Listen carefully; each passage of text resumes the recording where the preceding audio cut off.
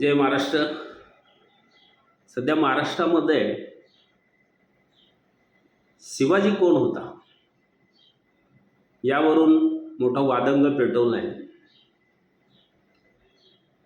हा वाद पेटवला आहे बुलढाण्याचे आमदार संजय गायकवाड यांनी.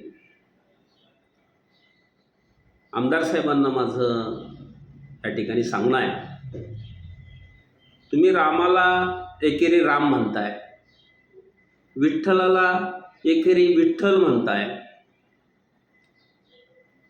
राम अयोध्येचे राजे होते, तुम्ही रामाला राम महाराज असं का म्हणत नाही? कारण रामाला जर राम महाराज म्हटलं तर एका राज्यापुरतं मर्यादित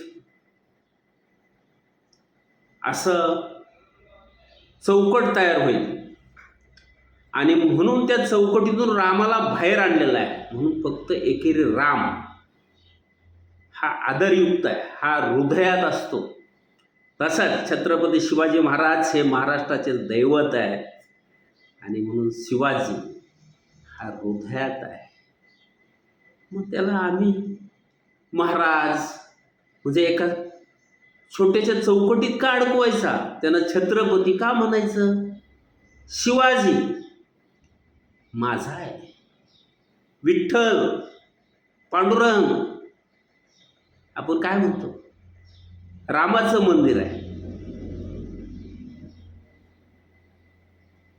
त्या ठिकाणी एकेरीच उल्लेख आहे ना, रामाचं मंदिर आहे. तसंच आहे या ठिकाणी धर्मपंडितांनी शिवाजी महाराजांना कमी दाखवण्याचा प्रयत्न सातत्याने केलेला आहे. शिवाजी महाराजांचा पहिला पुतळा पुण्यामध्ये उभा करताना जो विरोध कोणी केला असेल तर धर्मपंडितांनी केलेला आहे. छत्रपती शिवाजी महाराजांच्या राज्याभिषेकाला विरोध कोणी केला तर धर्मपंडितांनी केलेला आहे. छत्रपती शिवाजी महाराज हरावेत आणि अफजल खान जिंकावा म्हणून चंडिका यज्ञ 400 पंडितांनी केलेला आहे. ही पंडित लोक शिवाजी महाराजांचं महत्त्व कमी करण्यासाठी, जर सर्वसामान्य भोजनातील माणूस विद्वान असेल तर त्याला संत म्हणतात आणि उच्चवर्णीय असेल तर त्याला स्वामी म्हणतात. याचा अर्थ काय? स्वामी म्हणजे जगाचा आणि संत म्हणजे मर्यादित एखाद्या पंथाचा.